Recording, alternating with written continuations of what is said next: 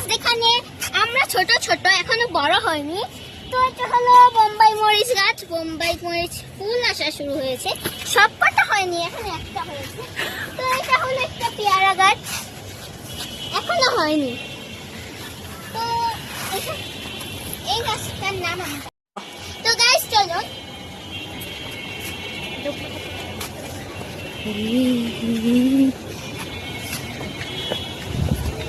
তাতে তাতে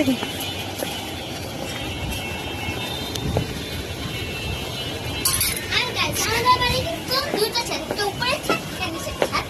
তো এইটা হলো নিচের ছাদ।